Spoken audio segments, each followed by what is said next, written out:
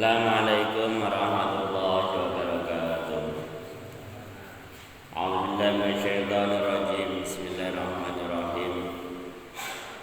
Alhamdulillahilladzi hadana li hadza wa ma kunna linahtadiya laula an hadana Allah. Wassalatu wassalamu ala habibina wa syafi'ina wa qurrati a'yunina sayyidina wa maulana Muhammadin wa ala alihi wa ashabihi wa man tabi'ahum bi ihsan ila yaumil qiyamah. Faqala al-musannif rahimahullah ta'ala wa adala naf'abihi wa bi'ulumihi fid darain. Bismillahirrahmanirrahim. Wa syu'batu saniyatu wal arba'una at-tawassutu fin nafaqati. Iki teng mlebet perkara miki mboten candhak.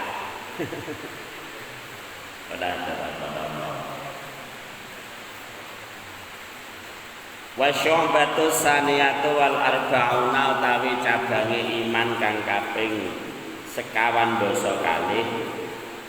At-tawassutu iku sedengan tengah-tengah fin nafaqati ing dalem aweh nafaqah. Dados termasuk tuntunanipun Rasulullah sallallahu alaihi wasallam nggih utawi termasuk cadange iman ingkang nomor 42 niku at-tawassutu fin nafaqati. Uliye ngaturi nafaqah keluarga sedengan. Lah sedengan niku napa? Tengah-tengah bainal israfi ing dalem antarane pemborosan, leluwian. Leluwian niku barang-barang sing boten wonten perlune dituku termasuk israf. Barang-barang sing boten wonten kebutuhane dituku apa digunakno. Wal iktari lan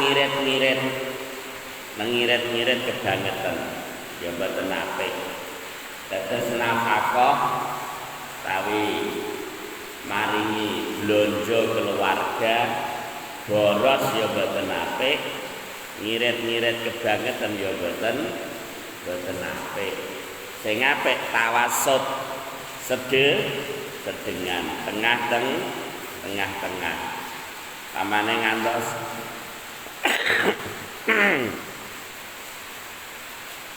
diret-diret lawang uyah perasan nggih mboten apik.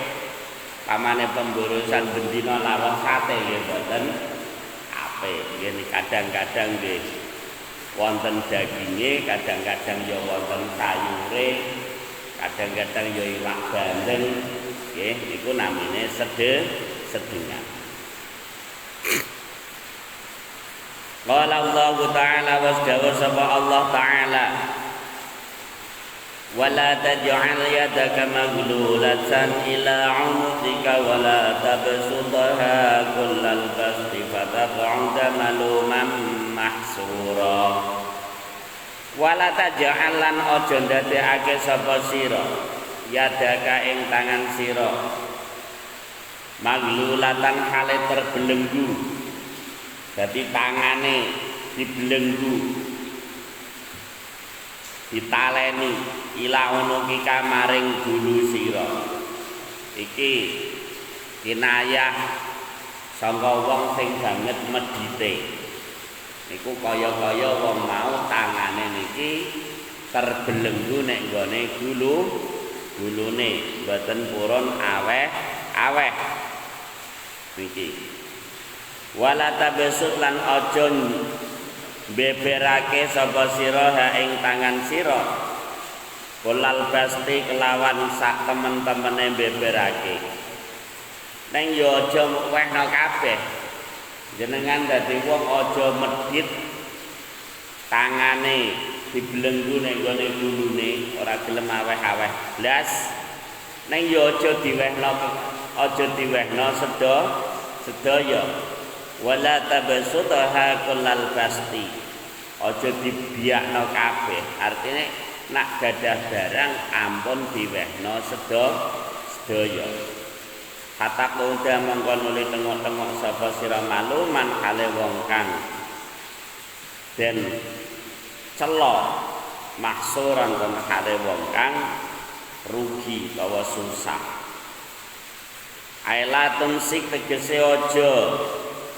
ngeker sapa sira yadaka ing tangan sira anil infaki saking dermaake harta benda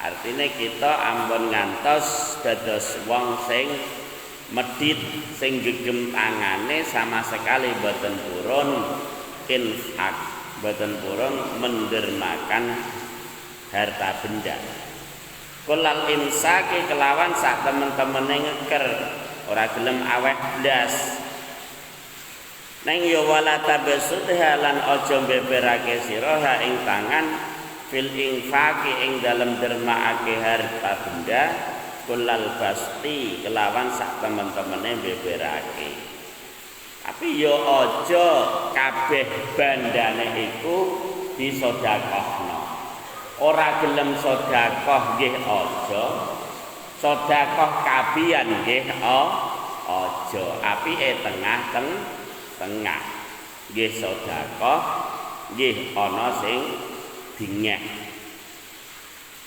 fatasira monggo dadi sapa sira mazmuman iku wong kang den cela mazmuman iku wong kang den cela minal khalqi saking makhluk wal khaliqi lan Gusti Allah kang nitahake in amsakta lamun ngeker sapa sira ha ing tangan kulal insaki kelawan sak temen-temene ngeker nak jenengan medhit boten purun infak blas ya dicela wong kok medhite ngono ditarik wae kok ora metu acara wong kono nang damel kinayah entute kawak wae ora metu nggih ya ngoten la wong dijaluki sumbangan entute kawak wae boten metu padahal ya entut ya boten wonten sing kawak ta ya niku medhit nadiman hale wong kang getun panjenengan niki nah kita niki dados wong sing medhit niki dicela wong kok wedite ngono dijaluki sumbangan dikon infak kok ora purun nggone keluarga nggih dicela wangele jaluki uang blonjo wae angele mboten karo-karuan niki napa medhit nadiman hale wong kang getun in basatta lamun beberake sapa sira ha ing tangan kulal basti kelawan sak temen-temene beberake ning jenengan kok blonjo kabiyan anggere ana dhuwit dintekno kabeh anggere wonten dhuwit dintekno kabeh kok akhire dados tiyang ingkang getun sebabe akhire boten gadah dhuwit wa mungqati'an lan wong kang putus bika kelawan sira la syai'a ora ana suwiji-wiji ku maujud indaka ing dalem sandinge sira akhire kita mboten gadah barang babar blas mungkin pas wonten kebutuhan ingkang mendesak kita akhire dados tiyang ingkang bingung ane niki ambakane belanjakno harta bendane piyambak wae diatur cara agama sing apik tengah-tengah sedengan mboten medhit ya mboten pemburusan wa qala lan dawuh sapa Gusti Allah taala wala tubadzir tabdzira lan aja mubadzirake sapa sira kabeh sapa sira tabdziran kelawan mubadzirake. Dadi jangan bil infaki tegese uliye mubadzirake fil maksiyati ing dalem nglakoni dosa. Dados cara saiki kathah urunan-urunan sing boten pas nggih niku ya termasuk mubadzirna napa mubadzirna harta benda. Innal mubadzirina kanu ikhwanasy syayatin. Satemene pira-pira wong kang mubadzirake harta benda, orang yang menghambur-hamburkan harta benda. Jadi biasane tiyang niku ngoten, tak golek dhuwit wangile mboten karuan, neng krana seneng nek nggone sijine kemaksiatan, nak ngetokno ya mboten eman-eman. Ngantos ratusan juta, ngantos puluhan juta mboten eman-eman. Iki termasuk tiyang sing mubadziraken apa? Mubadziraken harta benda. Kana ku ana sapa al mubadzirun. Wong-wong sing mubadziraken harta benda iku ikhwana syayatini. Iku pira-pira dulure setan. Ai amsalahum. Tegese pira-pira wong kang madani setan. Fisyararati ing dalem olone. Fisyararati ing dalem olone. Padha. Terus niki tiang-tiang ingkang menghambur-hamburkan harta benda niki termasuk dulur-dulure setan. Ing dalem Allah. Wa qala lan dawuh sapa Kanjeng Nabi Muhammad sallallahu alaihi wasallam. Ma khaba man istakhara wala nadima man istasyara wala ftaqara man iqtasada. Ma khaba ora bakal rugi, ora bakal getun. Man sapa wong istakhara kang gelem istikharah sapa man. Jenengan agadah hajat sing sae, sing gedhe-gedhe niki saene istikharah nyuwun pilihan dhateng Gusti Allah niki apik napa boten? Amane aji nyalon petinggi apa aji nyalon bupati napa aji mantu nggih ana bocah lanang mara utawa nisbate gadah lare jaler ana cah wedok mara saiki apik tah mboten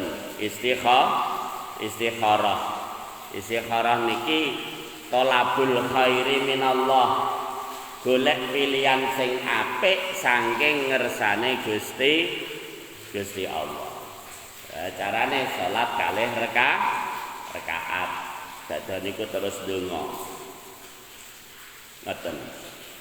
Mungkin nak diparingi mantep bahwa delalae nyipi sing api-api upamane berarti istikharah iki hasile apik. Nek nyipi sing medeni wong berarti hasile ora pati apik upamane. Aman-aman ngipine dibudak kasu wae. Tawa ketemu gendruwo. Iki namine istikharah. Tiyang ingkang purun istikharah niki boten bakal getun. Ma khaba manis takhara. Utawa istikharah ne matur kiai ngoten mawon. Istikharah salat dhewe boten mantep-mantep. Sowan kiai. Nyuwun napa petunjuk kiai. Pripun niki Mbah lare kula seneng kalih si A. Niki hitungane sae ta mboten. Nah, niki termasuk istikharah. Nah, cara wong Jawa hitungane napa? Tiba kebugerang Kebu Nah tepah kebo girang aja, lah tepah kebo mana apik. Mboten paham kula itu kan. Niki. Ya, termasuk sunnah. Istikharah niki termasuk sunnah. Nggih. Wala nadima lan ora bakal getun, nggih suwun. Wala nadima lan ora getun man sapa wong istasyara kang gelem musyawarah sapa man. Iki termasuk perintahe Gusti Allah taala wonten Al-Qur'an wasyawirhum fil amr lan ngajak musyawarah sira Muhammad hum ing para sahabat fil amri ing dalem pira-pira urusan. Di musyawarah niku termasuk tuntunanipun agama atas dawuhipun Gusti Allah taala. Lah wong nak purun musyawarah niku mboten bakal getun dirembug. Gadah masalah dirembug. Ampun napa bahasane egois. Ampun egois. Egois niki cara bahasa sosiale ananiyah. Ananiyah niku sengko kata dhamir ana. Ana niku maknane aku. Ananiyah wong sing duweni sifat apa-apa aku. Nah, cara bahasa kerene egois. Mengabaikan pendapat-pendapat orang lain. Wala nadima manis tasyara. Ora bakal getun tiyang sing purun musyawarah. Cara jenengan nak urusane tiyang kathah nun teng dimusyawarahno apa teng ditanggung piyambak? Enteng dimusyawarah. Wonten tiyang sing napa ananiyah. Ananiyah niku nggih napa-napa ana. Apa-apa aku niku namine ananiyah. Cara bahasane egois, Pak. Ya Pak Nasir, egois. Ana saya. Lah nggih ana iku saya. Lah terus dadi bahasa sosial niku dadine ananiyah. Ananiyah niku apa-apa saya. Wonten ta mboten wong sing kathah tiyang iki sing sae wasyawirhum fil amr lan musyawarah sira Muhammad dawuh Gusti Allah iku hum ing para sahabat fil amri ing dalem pira-pira perkara saene nak urusan-urusan napa sosial utawa urusan-urusan umum niku nggih dimusyawarah. Dan urusan pribadi ngoten ya semonggo-monggo mawon ajeng gawe napa manajemen tukang cukur. Manajemen tukang cukur napa lek? Napa dilakoni piyambak engko butuh dhuwit ya disaki dhewe niku jenenge istilah manajemen tukang cukur. Iki nak urusan pribadi, tapi nak urusan umum niki ingkang sae musyawarah. Kejaba kita nglakoni napa dawuh Gusti Allah, nglakoni hadis Kanjeng Nabi, ya kita nglakoni Pancasila ayat napa sila keempat. Napa?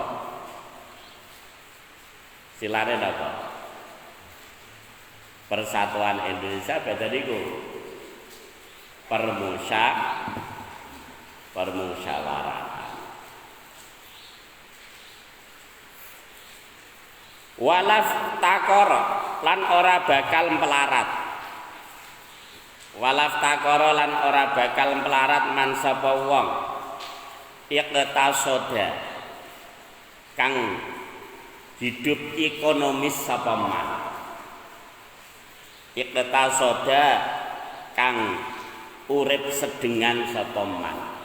Tiyang niku nak gesange sedengan. Ekonomis mboten pemburusan, ya mboten medhit nemen-nemen. Niku mboten bakal melarat. Kadang-kadang kita niki urusan sandang pangan papan wis cukup. Sing marai mboten patek cukup iku kepengin gebyare tangga. Kepengin gebyare tangga. Umume tiyang saniki jarang tiyang kok ngantos mboten gadah pangan. Nggih ta betul? Wong kadang berkat ing ngantos kurah-kurah. Nggih ta betul? Tapi kadang-kadang kepengin niki sing ndadekno kita niki rekoso polahe piyambak. Janjane kekuatane tuku sepeda motor, karena tanggane do tuku mobil, duit 10 juta mboten go tuku sepeda motor cash, tapi tinggo kredit mobil. Lho, wonten ta mboten? Akhire bingung sebab ngangkat mboten kekuatane. Ngoten. Nek wonten setunggalipun dawuh al-iqtisadu nisful ma'isyah. Hidup dengan ekonomis niku dados separone sumber ekonomi. Jadi nak kepengin ekonomine tumata nggih uliye pola hidupe disesuaikan kalih kemampuan. Ngoten. Aitawasato tegese tengah-tengah sapa wong bil infaki kelawan uliye belanjaake harta benda. Uliye berderma, uliye membelanjakan harta benda disesuaikan kalih kemampuan. Niku namine iktisad. Tengah-tengah antarane medhit kalih pemborosan. Wala dawa sapa nazimu, sapa kiai kang nadzamake iki kitab. Utsruk wa am sikul lagilin wal hasad. Harim liir dil muslimina fataslamu. Utsruk ninggala sapa sira wa amsik lan becik ngekera sapa sira kulagilin ing saben-saben unek-unek iku pikiran-pikiran sing negatif terhadap orang Islam niku namine gilin. Wal hasad lan drengki. Nggih, wal hasad lan drengki. Harim becik ngaramake sapa sira li'irdil muslimina maring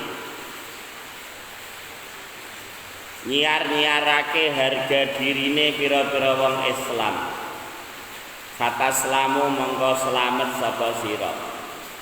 Wonten bait niki kita dipun larang duweni sifat gil.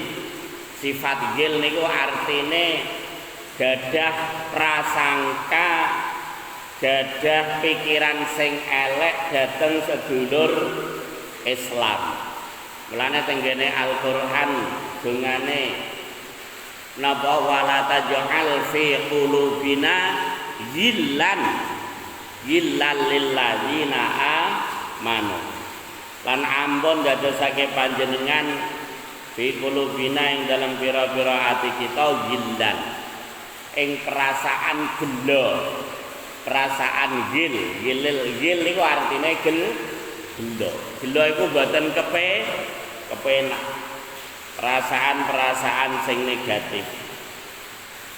Lil ladzina amanu maring pira-pira wong kang padha beriman. Niki.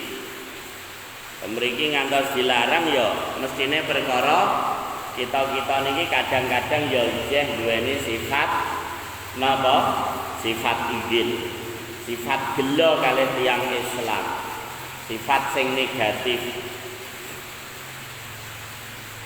Wal hasad lan iri utawa drengki niki kita sing termasuk wajib ninggalno niki sifat hasad, sifat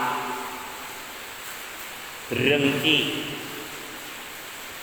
Singene drengki niku karo hatur nikmat wa hubbu zawaliha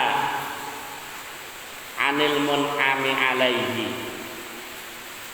Singene sifat drengki niku geting nak kancane entuk nikmat. Nak kancane entuk nikmat boten seneng alhamdulillah tapi malah geting. Tur upama nikmate mau ilang niku nggih dheweke ngrasa seneng. Niku jenenge drengki. Nggih. Kale kancane diparingi kuat tuku mobil upama asute metu alah paling-paling kredit iki utawa alah paling-paling adol warisan kira-kira nek ora gak tuku mobil wonten yang dulure tuku mobil tamane wae urusan ilmu delalae dulure gelem ngapalno upamane dulure ngapalno Quran alah camung kono kok nganti kuat sing marai kuat utawa ora kuat iku kersane Gusti Allah. Lah sifat drengki niki termasuk buahe sangka gil sangka duweni prasangka-prasangka elek akhire timbule hasud niki termasuk dilarang. Harim li'irdil muslimina termasuk ingkang dipun larang malih menyebar luaskan harga dirine tiyang Islam, mengacak-ngacak harga dirine tiyang Islam. Termasuk ingkang dipun larang. Nah kita saged ninggalno perkara telu niki ya mboten duweni sifat elek atine, ora duweni sifat iri, ora seneng nyiar-nyiarno cacate wong Islam. Fataslamu monggo selamat saka sira. Zakara nutur sapa ke musannaf an-nazimu kang nazamake kitab fi hadzal bait. Ing dalem iki bait syu'bataini ing cabang iman loro. Kayu kalau mongko nuli den dawuhake alana sakima ing atase runtut-runtutane barang. Maro kang wis kliwat sapa ma. Rupane cabang iman sing nomor 43 pasyambatu salisatu wal arba'una yaiku cabang iman kang nomor 43 lan 44. Rupane napa tarkul hili ninggalake sifat gil unek-unek elek kalih tiyang Islam niku namine gil. Rabbana la tuzigh qulubana ba'da idh hadaitana. Napa nika dongane sing untuk wala taj'al fi qulubina ghillal lil ladzina amanu rabbana innaka ra'ufur rahim. Rabbana la tuzigh qulubana ba'da idh hadaitana wa hab lana min ladunka rahmatan innaka antal wahhab. Iku termasuk dungane supaya ora duweni sifat gil. Wala taj'al fi qulubina ghillal lil ladzina amanu rabbana innaka ra'ufur rahim.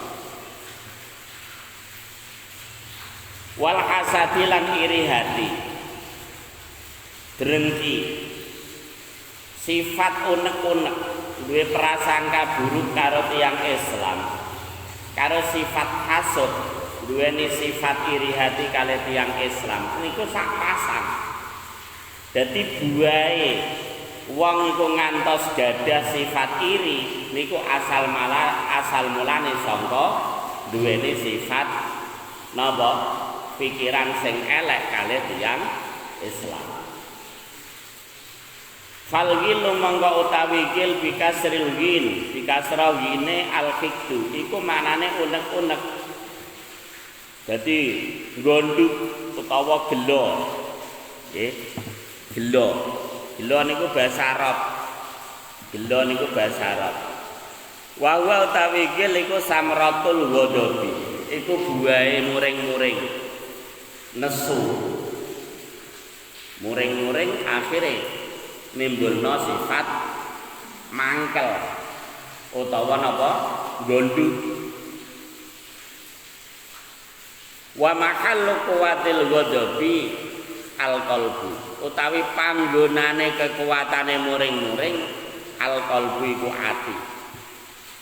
Kan kita muring-muring duwe karep boten dituruti utawa delalaya anggere duwe karep ditentang ae niku biasane akhire muring-muring.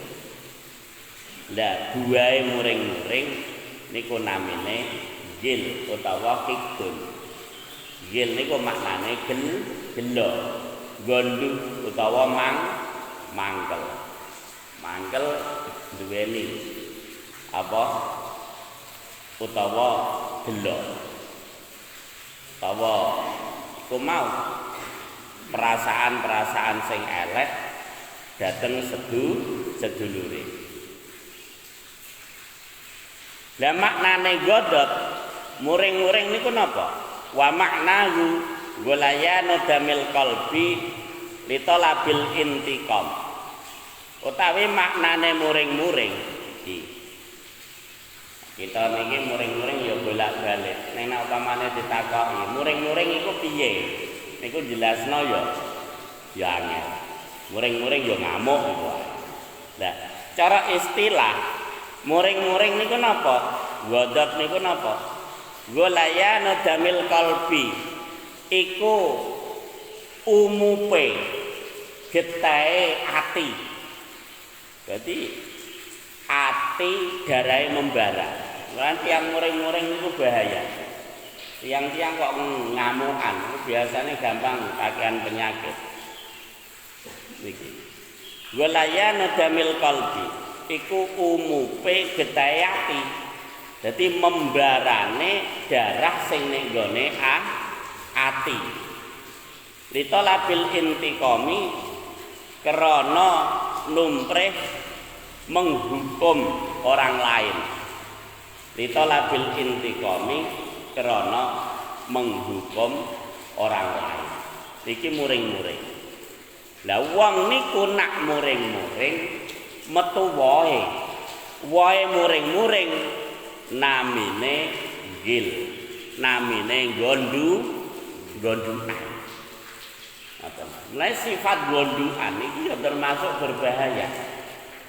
Sifate ati sing saged berdampak nek nggone penyakit fisik. Ngoten. Niki. Lan nek pamane kita kok tesih gadah sifat gondukan ya kudune kedahe direm. Wong bahasane darahe umum iku membeku tak mboten kira-kira darah kok umum. Darah iku lho kok umum iku kira-kira membeku tak mboten. Atas abad dadi. Oh, getah panas sithik wae atos. Apa meneh nganti umum. Iki maknane nang mendefinisikan Imam Nawawi Al-Bantani muring-muring niku golayanu damil qalbi litolabil intiqam. Umupe ya membarane getah sing ning gone ati krana golek napa? Apa krana golek iso menghukum orang lain. Iku jenenge muring. Cara jenengan muring-muring niku bahaya ta mboten? Ngamuk niku lho. bahaya. Ningali niki bahaya. Mulane tenggene hadis arba'in. Nggih, nan kita niki tahu sekolah eling namine hadis arba'in. Kanjeng Nabi niku mekase ngoten. La taudok salakal jannah. Aja muring-muring kowe engko entuk swarga. Lho, dadi golek swarga iku gampange gagal. Napa? Ampun ngamukan. Acara wong kok kata sing ngamukan ta kata sing boten. Kata sing ngamukan apa boten? Kata sing boten. Nah cara umumnya tiang kata. Mestine ngantos dilarang Rasulullah ya keranten kathah tiyang sing do ngamuk. Tenggene hadis liya la taudab. Aja muring-muring. La taudab, aja muring-muring. La taudab, aja muring-muring. Ngantos diwangsuli Kanjeng Nabi ping 3. Farad dada miraran. Monggo bulan baleni sapa Kanjeng Nabi miraran kelawan bolak-balik. Jajal jenengan lho Pak Nasir. Dodolan karo ngamukno dodokku tambah siji. Wah, malah do mlayu lagi ayo niki. Ngantos Kanjeng Nabi niku dilem dening Gusti Allah taala wonten Al-Qur'an. Fabima rahmatin minallahi lintalahu. Monggo sebab fabima rahmatin, monggo sebab kawelasan minallahi saking Gusti Allah lintan bersikap lemah lembut sira. Dadi Kanjeng Nabi niku layyinul janib, sikape niki lemah lembut, penyabar, santun. Iki kita sing angel. Angel anut. Kita niki cenderung gampang emosi. Lah tiyang saged layyinul janib, saged santun, saged penyabar niki termasuk rahmat saking Gusti Allah. Walau kunta faddan walidal qalbi lan faddu min haulik. Walau kunta lan lamun ana sapa sira iku faddan keras. Apane Kanjeng Nabi iku kok keras, kasar. Walidal qalbi ter atas atine. Ora gelem dijak musyawarah diwae masukan ora gelem trima lan fatu monggo nyentine padha bubar sapa para sahabat min haulika saking kiwa tengen sira. Pamane kok Kanjeng Nabi iki keras, mestine para sahabat ora gelem nyegah. Iku ya kados kita ya kan. Nah kita niki santun, wong-wong ya padha seneng. Tapi nak keras, wong-wong ya padha napa padha minggir niki sebabe atine darahe umum ngoten. Wa maknal khiti utawi maknane gelo unek-unek iku mau perasaan elek kali wong liya ayal zima iku yen to netepi kalbu apa atine wong istisqalahu ing abote ati wabungdawu lan ing mangkele ati dikire gil niki mau napa atine tetep ngrasa abot tur ngrasa gondhuk niku namine gil.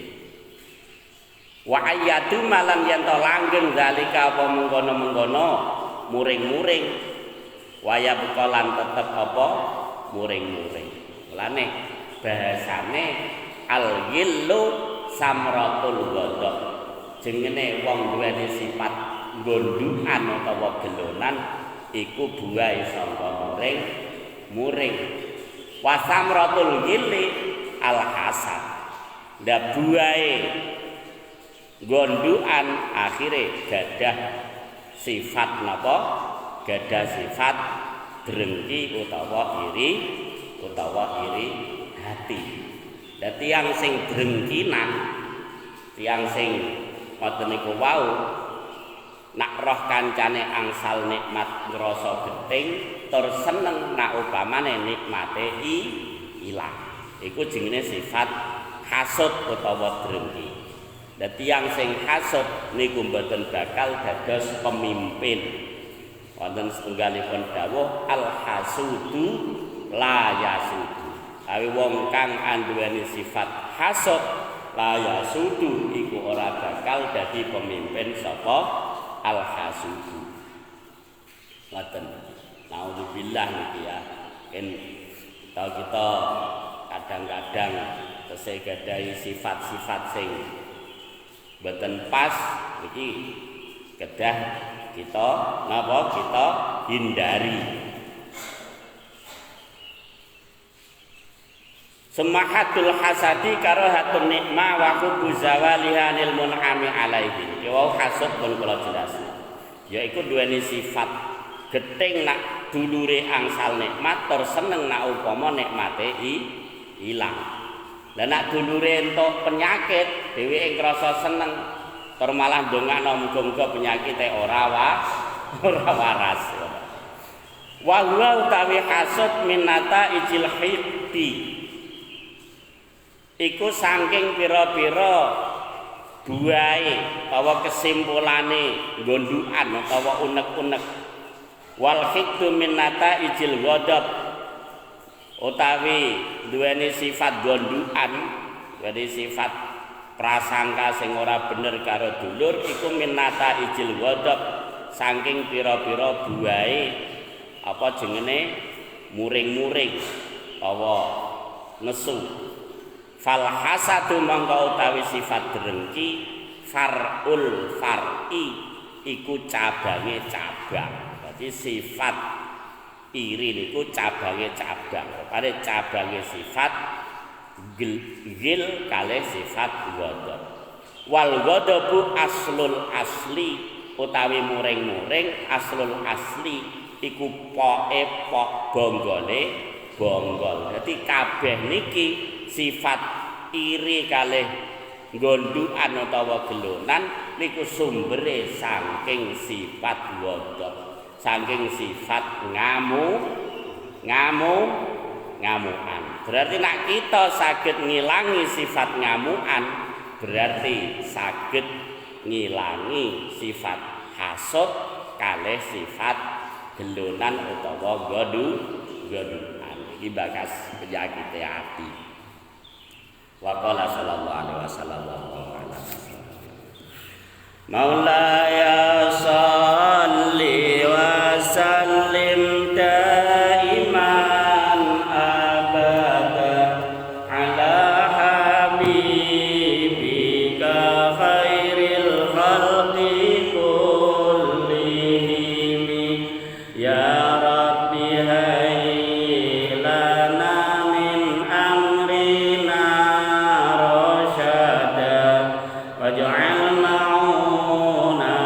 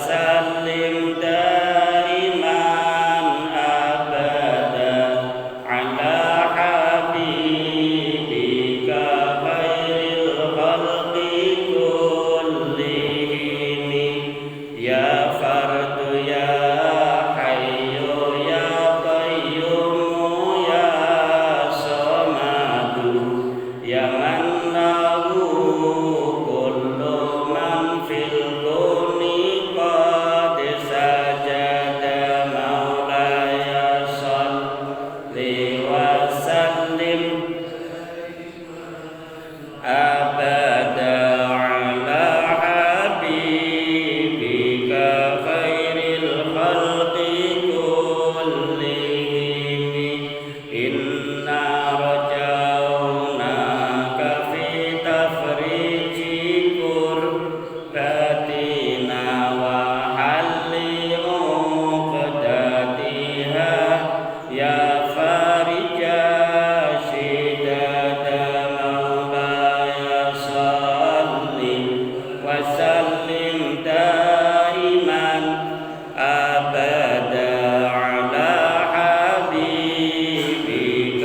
خير الخلق كلهم هو الحبيب الذي ترجى شفاعته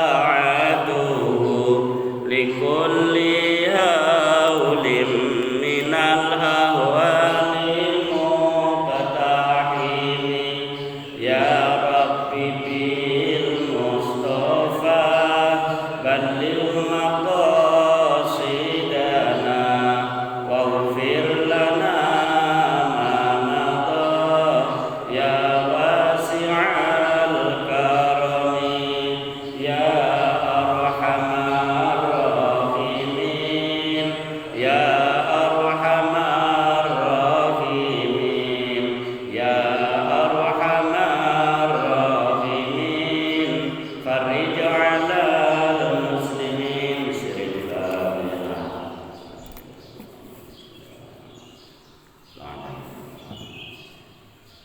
السلام عليكم ورحمة الله وبركاته.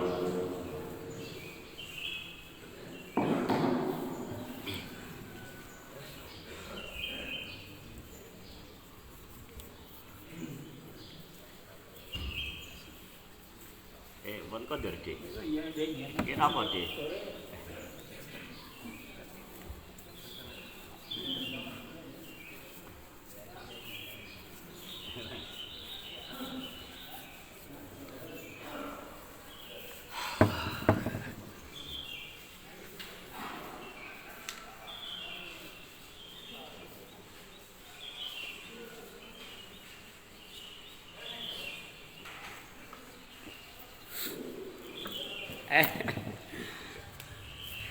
Sehat, Lek? Alhamdulillah.